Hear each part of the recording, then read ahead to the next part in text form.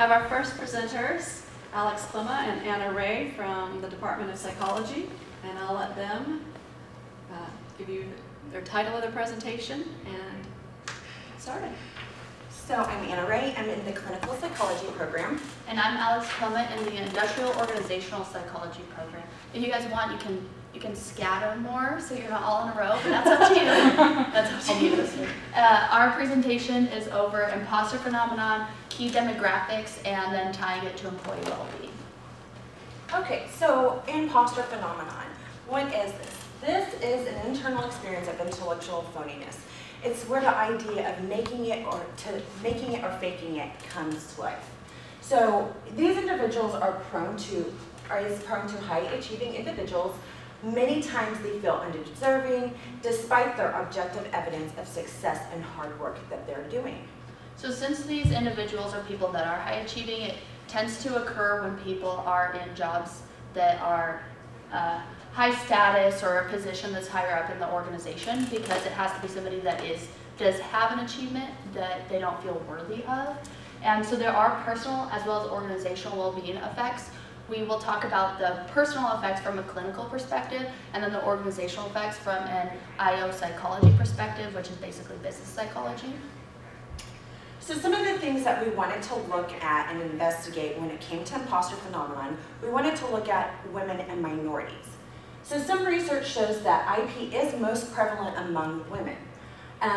Research is showing that female students have experienced imposter phenomenon at a higher rate than men do. However, some research does show that there's no statistical significance when it comes to the workplace with individuals of IP. So no difference between males and females. And this could be because women are entering the workforce at a later time. So when it came to minorities, we realized that there was very, very little research out there. So we were thinking that if racial discrimination contributes to the feelings of intellectual incompetence, this possibly could bleed over to feeling of imposter phenomenon feelings and tendencies. So like I was saying earlier, there's very little research over minorities and IP, but minorities and IP when it comes to mental health well-being overall.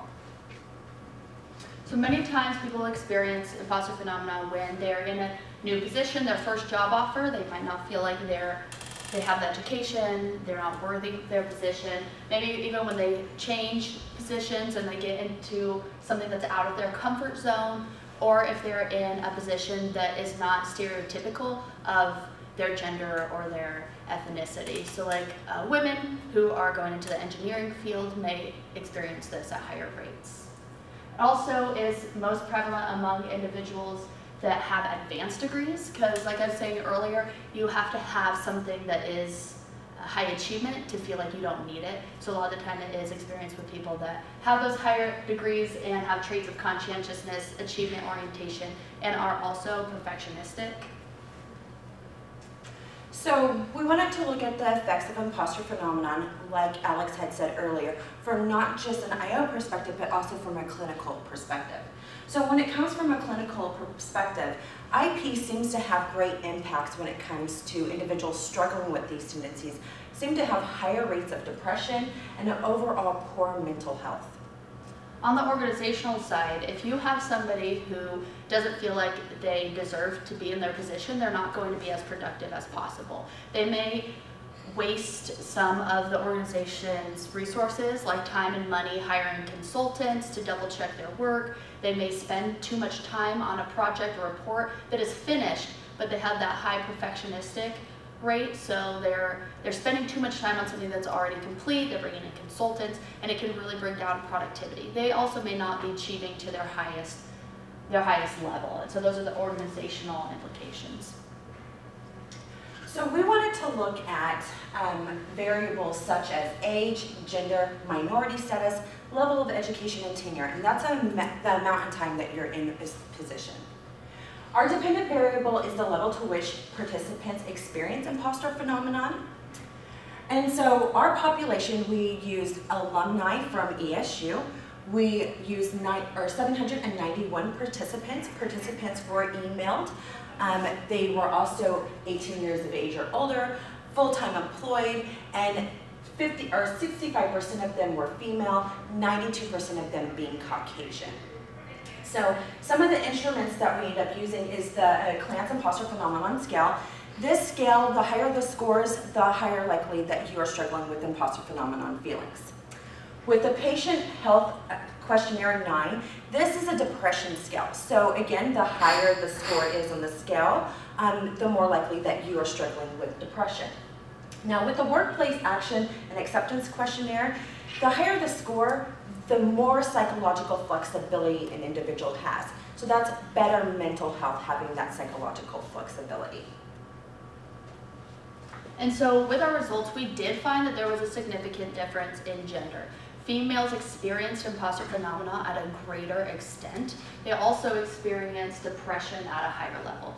So women were experiencing depression and imposter phenomena together at a heightened level, which is something that has taken both sides of the research that's kind of been arguing about if it is more likely to occur with women and kind of ending that debate. And then with minorities, we didn't find a significant difference.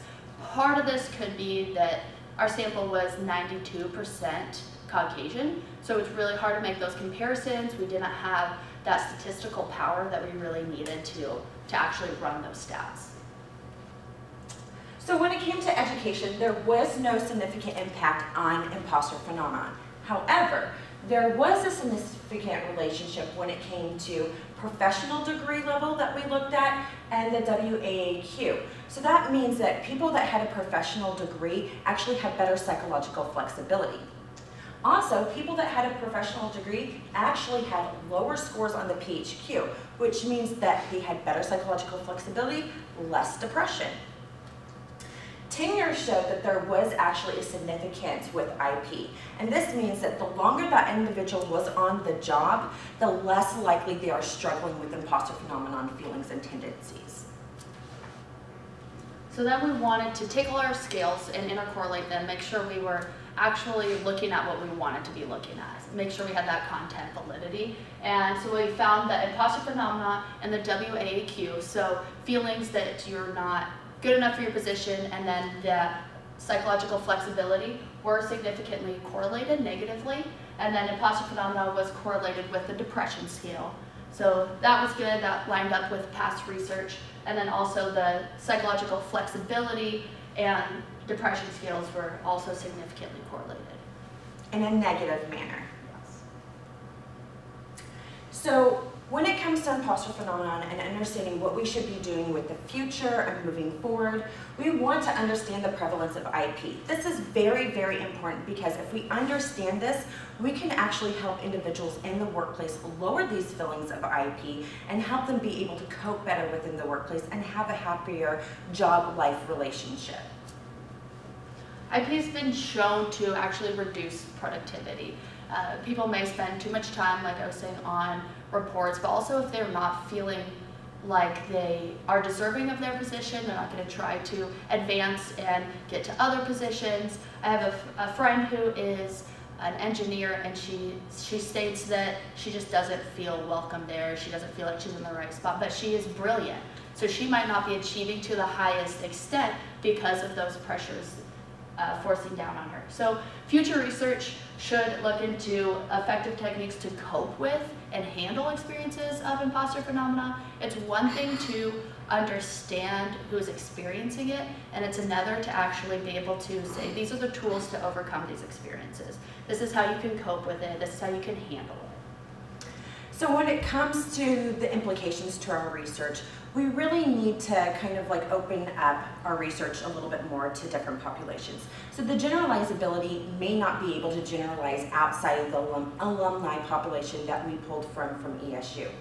Also, it may not generalize outside of the Caucasian population. As you saw before, 92% of the individuals that we looked at from alumni were Caucasian. So we really need to kind of do some more research and pull in a population of minorities to be able to further investigate what's going on between there. Any questions?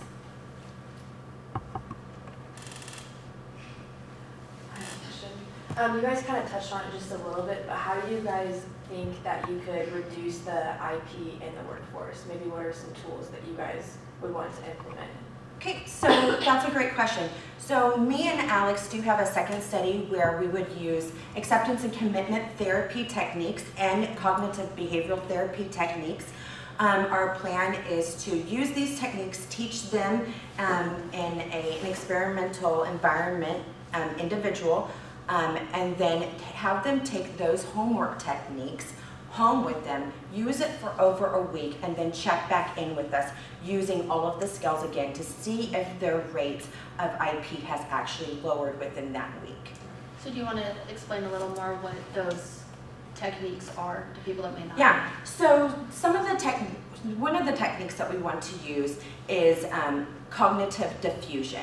And what cognitive diffusion is saying a specific word or phrase over and over again until you kind of detach from that feeling of like anxious feelings of anxiety, and that phrase is just pretty much just seen as words, not have the same meaning and feeling attached to it, like that we actually attach to ourselves in our head.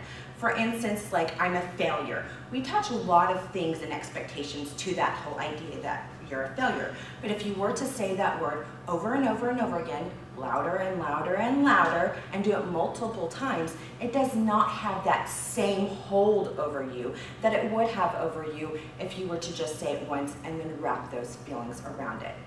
Another thing that we wanted to use, which is on the CBT side, is sarcastic journaling and wording.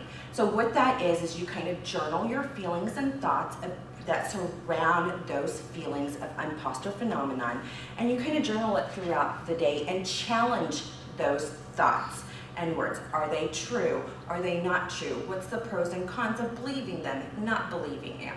That kind of thing. We wanted to use CBT and acceptance and commitment therapy because CBT is very traditional. However, with third wave CBT coming prevalent in clinical psychology, many individuals are starting to use acceptance and commitment therapy as a new form of therapy. We wanted to see which one would actually work better to lower these feelings of imposter phenomenon. Any other questions? Does any of the research or any of the things that you're looking at look at something like the workplace environment in terms of imposter syndrome? So I was thinking about your example of your friend who's an engineer. If all the other engineers or most of the other engineers are men at her workplace, Right. or something with underrepresented populations, if they look around at all the other people at the workplace are Caucasian. Right, Something yeah, like that. that's a great question.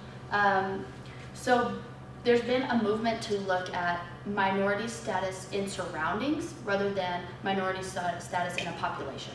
So rather than looking at compared to everybody around you, look at just in that area.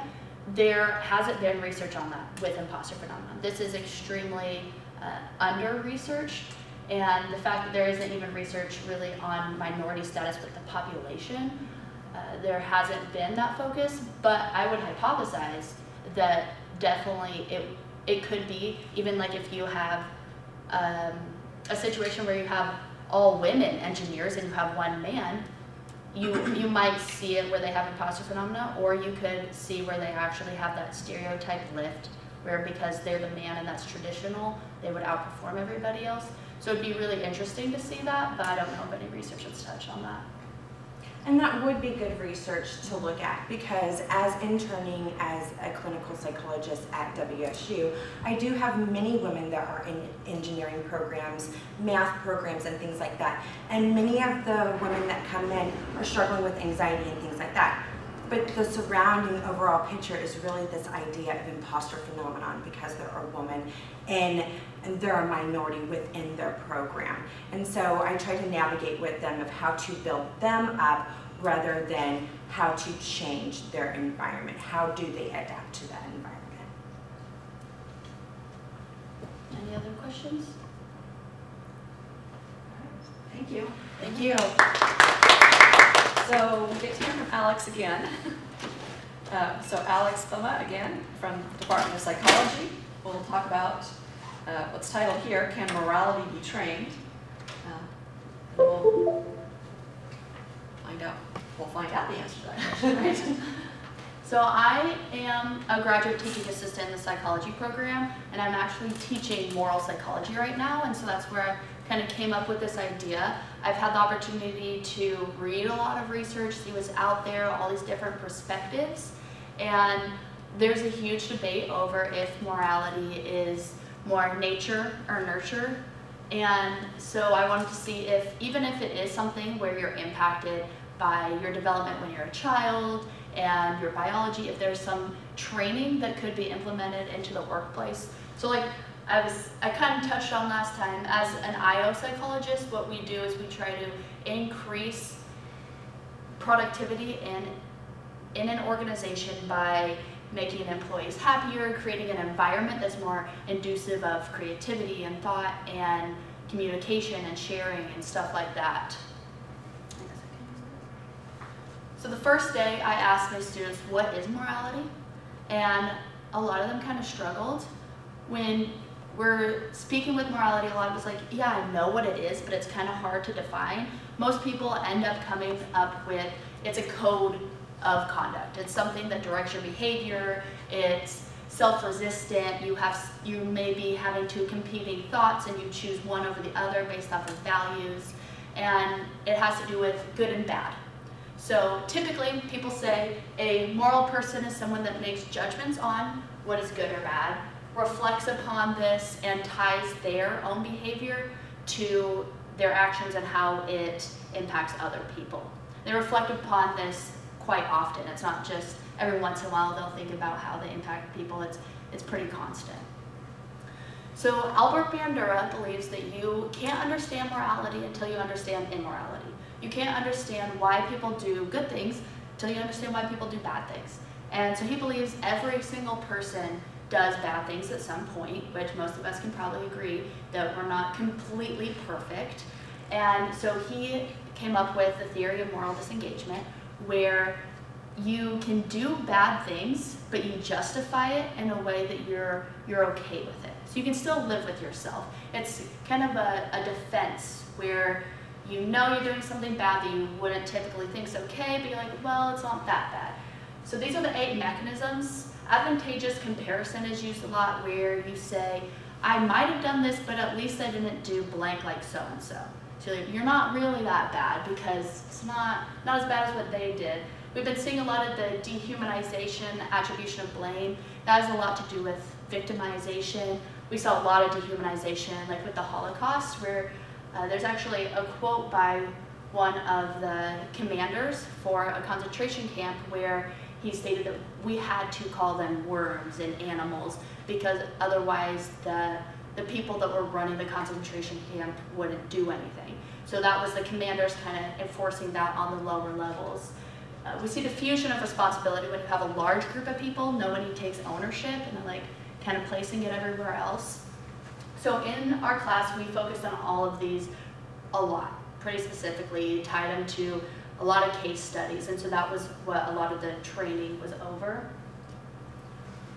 So the workplace obviously is not completely a moral place, right? A lot of the times when we think about immorality, we think about things like Enron, Wells Fargo. Each year, $120 billion is lost from employee theft. So there's this disconnect. Sometimes people think, well, it's wrong to steal. I would never go into a store and just steal. But if they're at work, they can justify it. I'm just going to take this stapler home. That's still stealing, but they're changing that thought cognitively, so it's not as bad.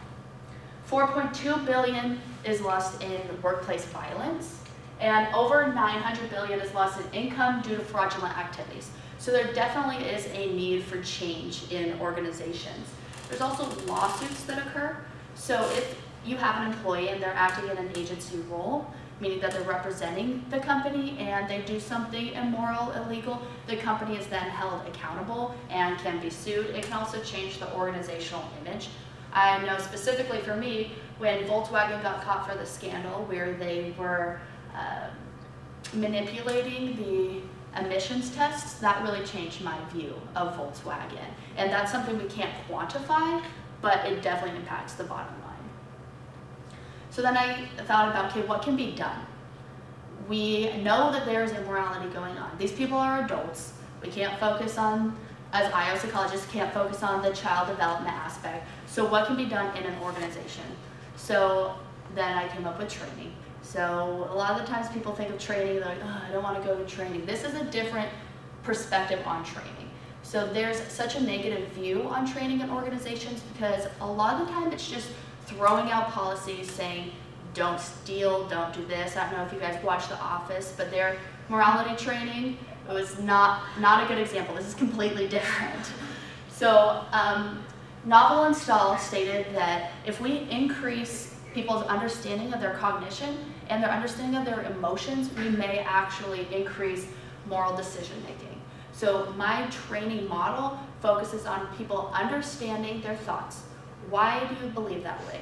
What are your values? And kind of creating their own moral code and tying that into emotions. So we all experience emotions. Well, the majority of the population experiences emotions, and that changes how we act. So by understanding our emotions, we better understand ourselves, and then that can lead to better decision making as a whole, especially when it comes to morality. Also, perceived morality of others increases pro-social behaviors. So if you have a group of people meeting face-to-face and they're discussing moral topics, they're debating, they're seeing new sides of a story they had never seen before, they're growing on a cognitive level, but it's also creating an atmosphere that is inducive of moral behaviors. Moral behaviors can spread just as quickly as immoral behaviors.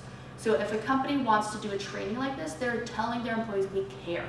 We care about moral behaviors. This is something that we want you guys to figure out for yourself, your code, rather than saying, don't steal these pencils, don't do this, don't do that. It's figure out what you want for yourself. So I did a study over this, and my sample included my moral psych class, a social psych class, and then a business management class. So the only class that received the training, which was the semester-long course, is the moral psych class. I wanted to be able to compare it to another psychology class as well as a business class to get a little more experimental control.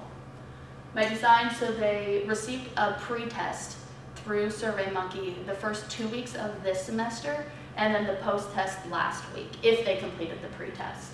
And the skills I used was the moral disengagement scale, which looks at those 8 mechanisms from before and asks them if, it gives them a scenario and it asks them if that's okay. So is it okay to make fun of somebody that makes fun of somebody else? Is it okay to steal if you're stealing for your family? It's stuff like that. Or should people be punished if they're a part of a group? Stuff like that.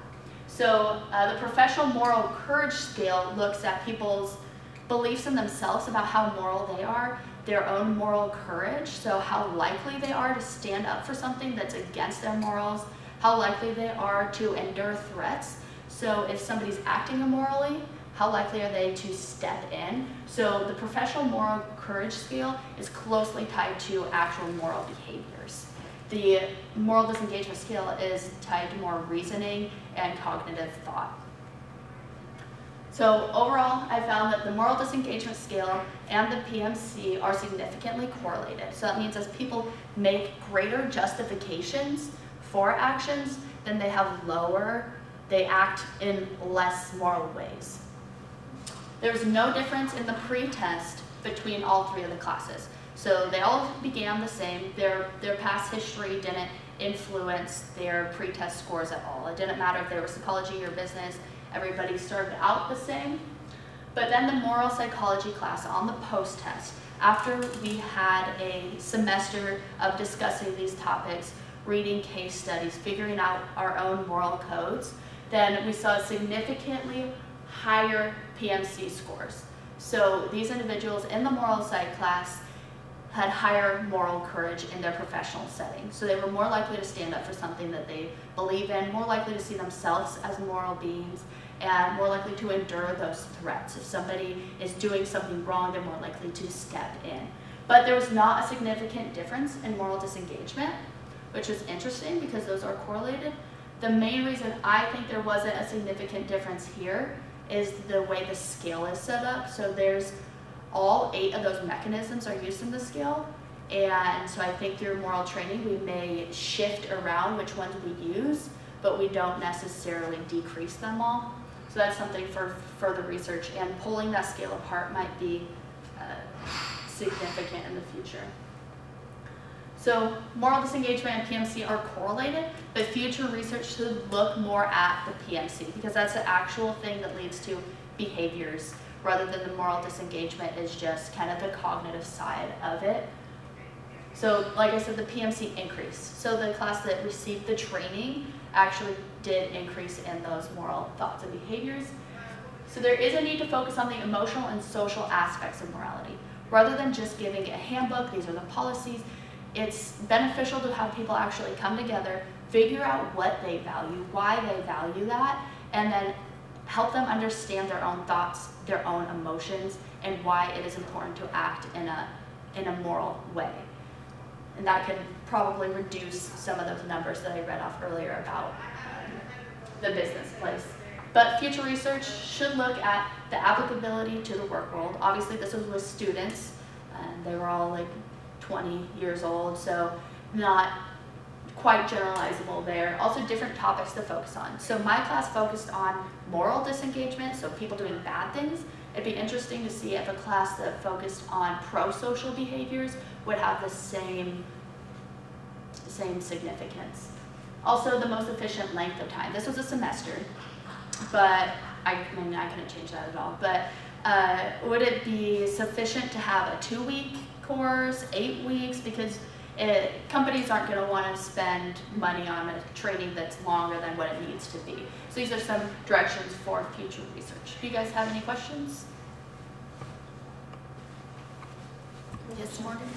So with the pro-social behaviors for future research, how do you think that would change your results? I think that when we're focusing on pro-social behaviors, we tend to not realize all the bad things that occur, and we justify it by looking over them. One of the mechanisms of disengagement is actually disregarding any harmful effects. We just don't want to think about it. Like, I'm sure not every day we think about the landfills, yet we throw our stuff away. So I don't know that the significance would be as great. I still think it could be beneficial, but I think that by actually getting into the nitty-gritty of pretty bad things, we talked about some really controversial topics, it creates that situation where people have to look in themselves a little deeper than when you're talking about good, positive behaviors. Yes?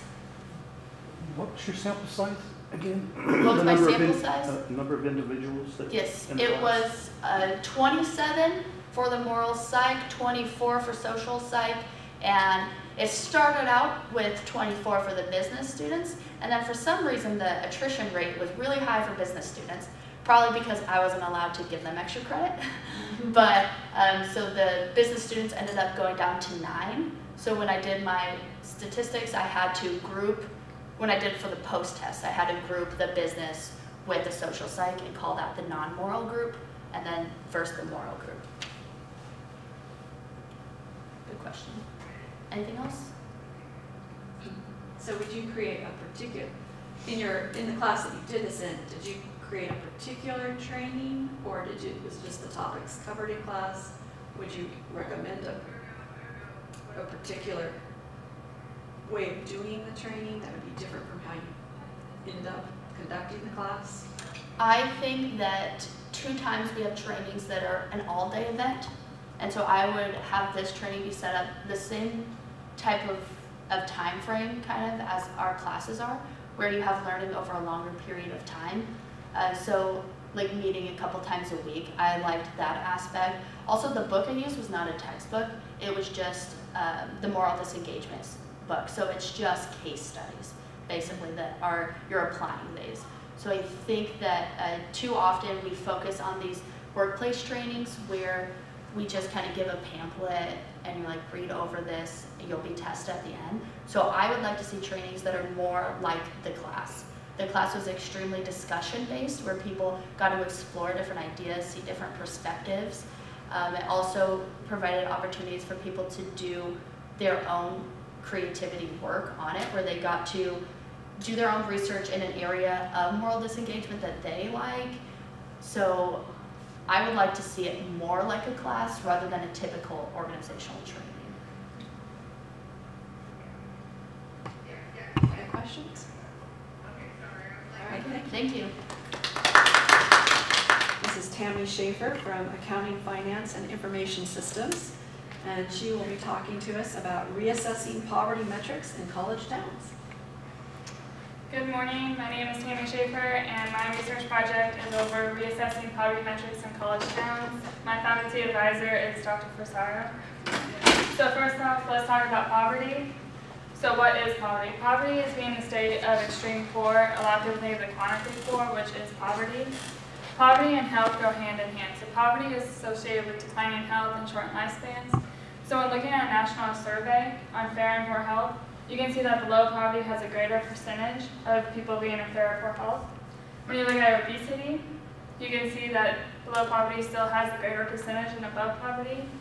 And the current smoker, you can also see that it has a greater percentage than above poverty. So now that we know about poverty, let's talk about the poverty rate.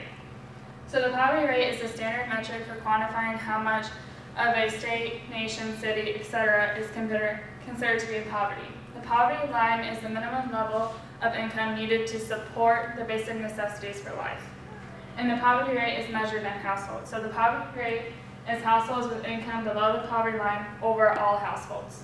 So as you can see, the poverty rate deals a lot with income. So you would think that only an event related to income would affect the poverty rate. Well, consider this example.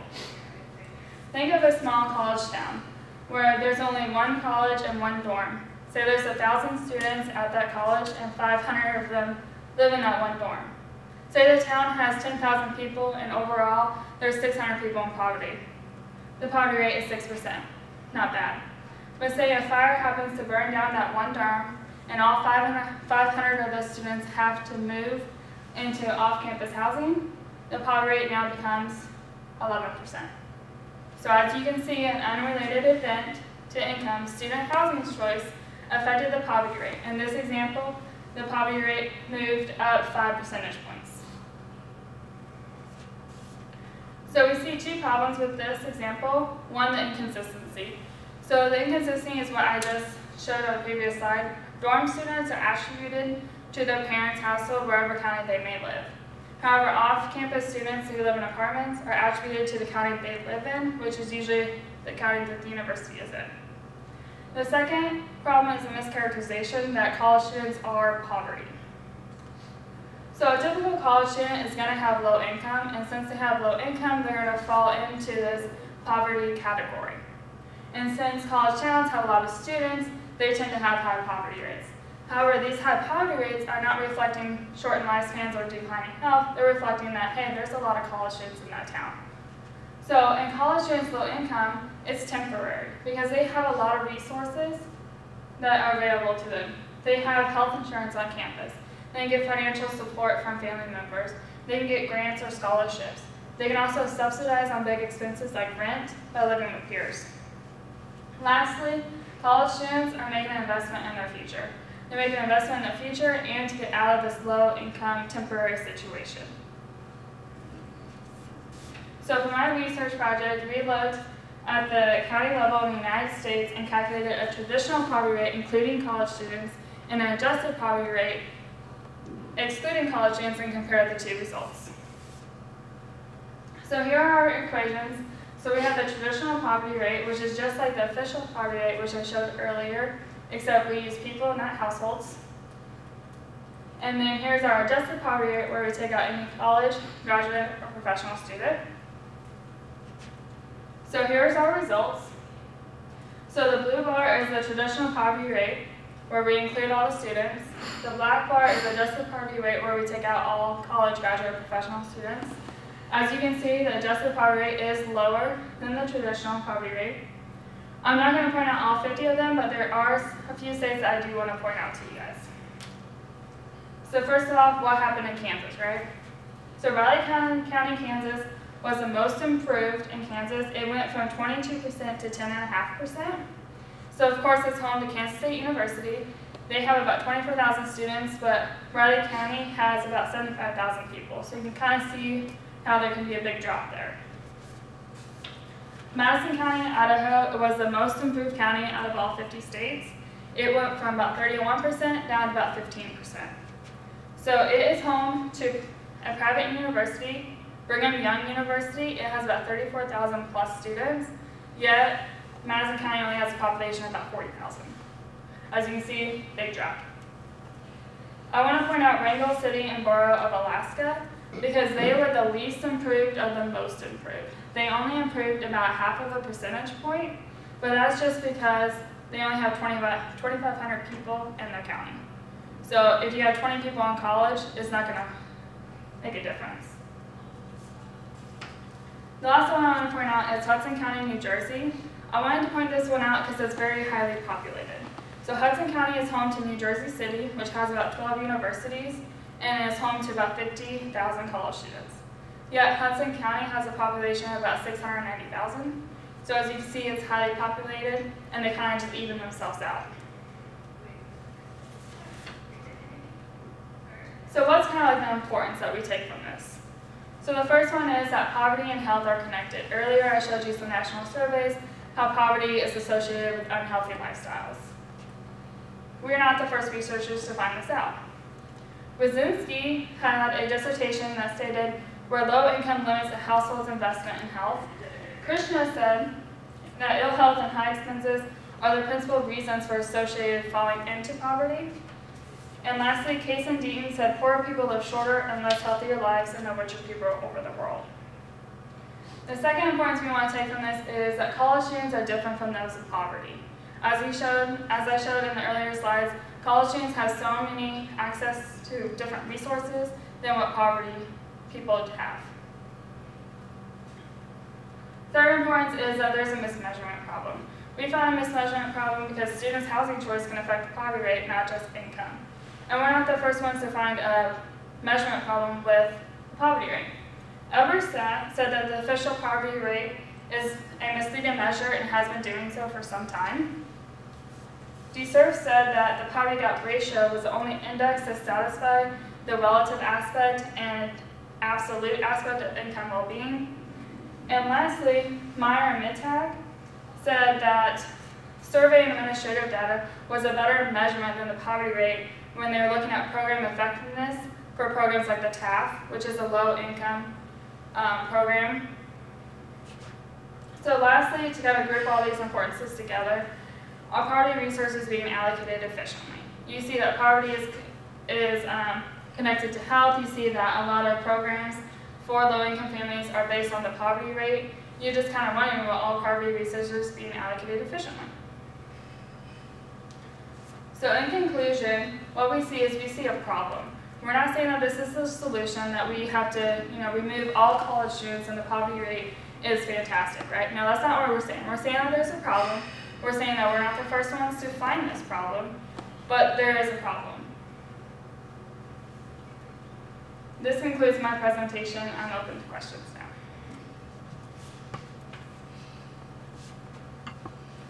So what is that problem? What's the problem that we found?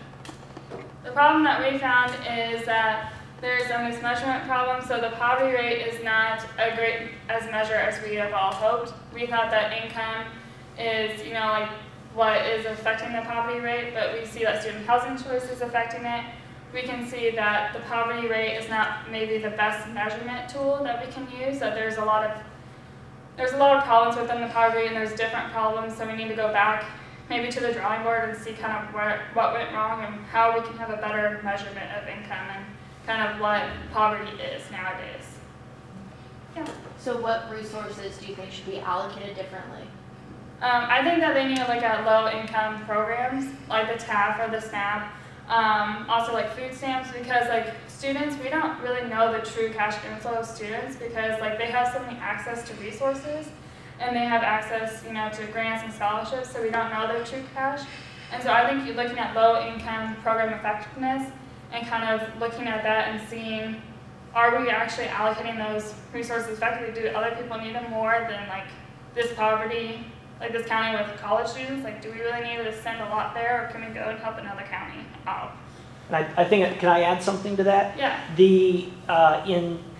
I think the key mismeasurement issue is in small counties. So in a lot of ways, this is a rural-urban problem. We think maybe the poverty rate does a pretty good job of measuring the incidence of poverty in urban counties, but in rural counties, it's much less effective. And there are a lot of other problems with trying to identify the same types of problems that you see in urban areas, trying to find those in rural areas as well. For example, food deserts is another one of these definitions where it captures pretty well where people have trouble having access to healthy food in urban areas. It doesn't. I've talked to people that live in rural areas where they're not categorized as being in a food desert, but they don't have a single supermarket in their entire county, and they're baffled at how they're not a food desert. So I think this mismeasurement issue is related to some other mismeasurement issues, and that's certainly one area for future research where I think we could do more to allocate resources differently. Have you considered the political implications of your research? I know that's not your area, right? Yeah. But a town that says, oh, so if we take the college students out, and that might mean we're not classified as poor anymore, because our poverty rate not being, and so the resources are allocated away from us. Right. Right. Tell her who was excited to get a copy of this. The auto dealer, the senator. Online? Yep. Yes. He was really excited to see our research, and I actually presented a research with just Kansas counties at the Capital Graduate Research Summit, which I was able to talk to some legislators and people in the public to kind of get a little of that political aspect, but that's not really my main point on it. Yeah. It's a double-edged sword, right? Yeah. Because if your poverty rate changes, you may not qualify, right? If you accurately portray your poverty rate, you may not qualify for some of the government benefits targeted toward the poor, may or may not, the kind of stuff that's targeted to the municipal level. But at the same time, there are certain businesses that'll look at your poverty rate and say, oh, there's no way I'm opening a store in that town, right? And so, or opening a factory, or whatever. So there can be there's always going to be trade-offs. And it's my position that a more accurate picture would be better. Because then the people who do come in are going to be more likely to be successful. The people who right, if a nonprofit comes to town and then realizes that we don't have the poverty that they expected to find, or it's a very different kind of poverty, and they're very disappointed with that, right? I think transparency is get the help that you really deserve. It's more likely to be good help. Other questions? Thank you. All right, Okay. go ahead. So this is Kennedy Mwangi from the Business Administration Program, and he will introduce himself, what his presentation is about. Okay, thank you very much. As you heard, my name is Kennedy Mwangi. I'm originally from Kenya, and I'm taking a master's in business administration, concentration in information systems. So today I'm going to present about Hakuna Matata versus Hapana Ngori, case study of sharing language in Kenya. How many of you have heard about Hakuna Matata or anything like that? Okay, sounds like most of us have. It's a quote in The Lion King, a famous movie, and that's just what probably you get from The Lion King, but it's a very common phrase in Kenya. It's from our Swahili language, which is a language spoken in East Africa, and it means no worries or no problem. And so this Hakuna Matata and Swahili language have it's a very common phrase, just like good morning or such a phrase. We use it a lot. When you land in Kenya at the airport, you will see Hakuna Matata boards all over, no worries, people just smiling. But the difference between Hakuna Matata and Hapana Ngori is one thing that is the slang language called Sheng. Sheng is a slang language. Let me just give you the background. It started around 50 years ago, and it's been growing with time as globalization and urbanization in Kenya have continued. So Kenya has 45 tribes. We speak 45 different languages in the same country, and Swahili is just one of them. I'm a Kikuyu, that's my mother tongue language, and there are other 44 tribes. So when you go to a common city like Nairobi City, which is our capital, you have to find a language that is common that all of you can speak together. And due to this metropolitan kind of scenario, that's how Sheng language started to emerge, being a language that can unite everybody, but especially the youth. It started with the youth. So the linguistic codes are derived from Swahili and English languages. So the word Sheng, the SH part is from the word Swahili, and N, the N part, from English. So it developed in the 1960s and is popular in Kenya, whose average population is 19 years. So a lot of young people live in Kenya, and therefore that's a very good background for the language to grow. The evolution of Sheng during the last decade, these are just some of the case studies that I've used for this research. That's by Ferrari 2013, Karaoke Kanana and Kebeya 2015, the growth and use of Sheng in advertisements in selected business in Kenya. And Sheng Peer Language Swahili Dialect of Emerging Creole by Gediora 2002. Methodology, I've looked at qualitative research that has been done before, and methods that have been used to carry out this research. And I have also considered the marketing mix for any of us who have taken marketing lessons. That's product, price, promotion, place. Of course, we know there are 3 more of the 7 parts of marketing mix of service, but I've not considered that, and the managerial implications of this. So the origin of Sheng, I've already told you a little story about this, so I won't take longer about it. So it's mainly spoken by young people, that's pre-adolescents to young adults, and it was first spoken in Kaloleni neighborhood of Eastlands. So it started as a ghetto language in a way. It was the East, we call it Eastlando of Nairobi, but that's just where it started. The youth of this area started the language, but it has actually been moving on and growing overall through the country. It started from there, the neighborhoods, and because of the 45 different tribes, your Sheng language, it comes up from your mother tongue. You connect a little of your mother tongue and the English language and the Swahili to form these words. And there is no universal agreement on how these words should be. It's not a standard language. So whatever you come up with, we accept it and we take it on. So this is the map of Kenya, the beautiful map of Kenya. We have the Indian Ocean to the right and Lake Victoria to the left.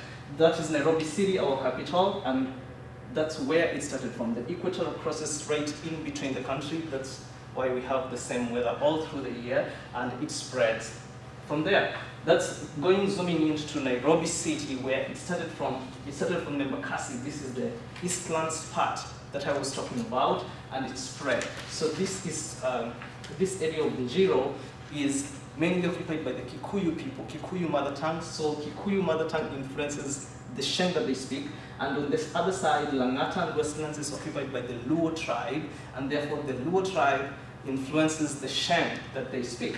So examples of Sheng words, just to go ahead. So Swahili we say alikuja, and in English that is he or she came. Interesting about Swahili, we do not have the gender part to say he or she, we just say alikuja, whether you are he or she, you came. So to form that, the Sheng word becomes alikam. Do you see any connection? We take the ali part of Swahili and kam, the came, she came. In English, we twist it around and it becomes alikam. And then sina kitu for Swahili, English, I don't have any, Sheng becomes sina any. Any connection? Okay. Kutania. Kutania is, are you kidding? Kidding in English. In Sheng, we take the ku part, and kidi, we say kukidi. You see? Basi, it's a bus. And then in English, in Sheng, it becomes bu. We just take some syllable and mix it up to make it that. Biashara. Biashara in Swahili, business in English, and in Sheng, it becomes bizna. Such kind of a thing. So, to the focus of this presentation about its use in advertisements, here I've just sampled some of the big organizations that have actually taking it in as a language because it's been spreading so long and they have been using it in advertisements. Del Monte, it makes juice and other drinks. So they use this advertisement, win Maro, that with Del Monte. Guess what that means? It means win instantly with Del Monte. It's not purely Swahili, it's not purely English language. It is just Sheng. Let me just sample the last one because of time. Equity Bank, na manage account yangu. That's the advertisement. It has some Sheng part and English part. Na manage. Na manage, it takes some Swahili and English to just mean I manage. Account yangu, account is again English. Yangu goes back to Swahili to form that Sheng structure to mean I manage my account. Safaricom and Airtel are organizations that just like TNT and Verizon in Kenya, and they highly use Sheng too. So impact of Sheng use on advertising, the perception towards the language has really changed. Previously, it was just a youth language, and people, the elderly would look at you like, "What are you talking about?" You know. But these days, people are now embracing it. They're warm towards the language, and they're like, "Oh, I don't think we can avoid this." So we're just taking it in and breaking demographical boundaries. This like age. It's now not just the language of the youth, but even the elderly are now starting to speak Sheng, even without knowing. They just speak it because it's what people are talking about out there.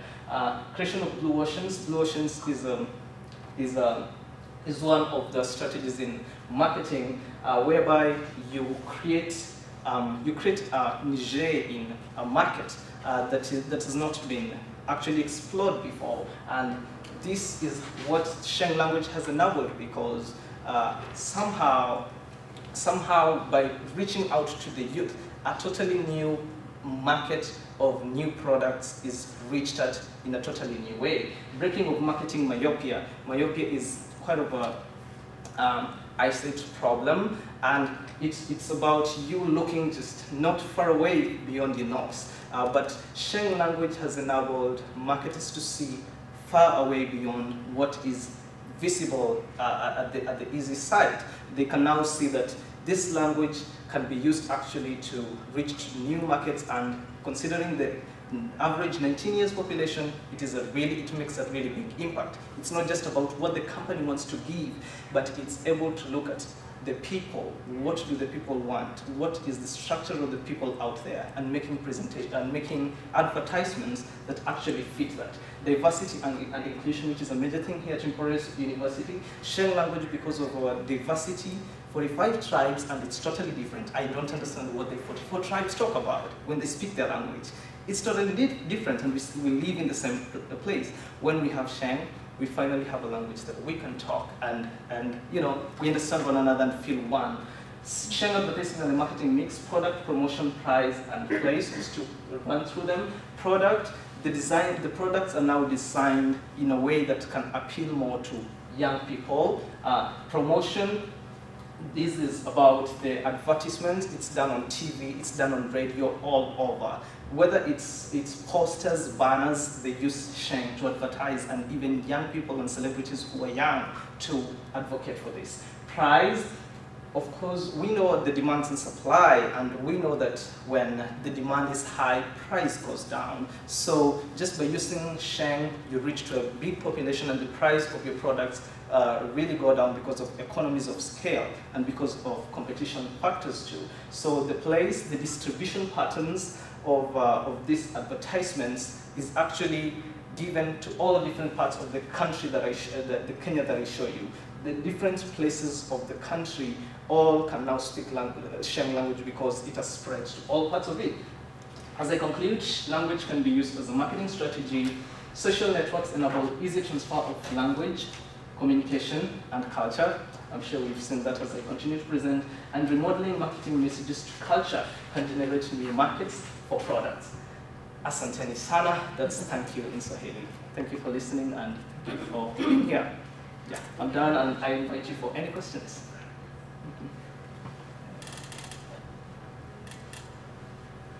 Any other question? Yes. So the first companies that use this different type of language, Yeah. was that well received immediately, or did it take some time to be well received? Okay, so when they put it out first. It's not like anyone has an issue with the language. It's just a perception. So if you just perceive something, it hasn't done anything wrong to you. So they just picked it up, especially that it is being put out there by celebrities that you actually like. You know, so you're like, oh, okay, I don't mind the language, and I don't mind him. Oh, okay, maybe it's cool, and you take it over. So it was quickly taken positive. So was it were the first products or organizations that used it directed more towards youth, and then everybody started to kind of do it? Exactly.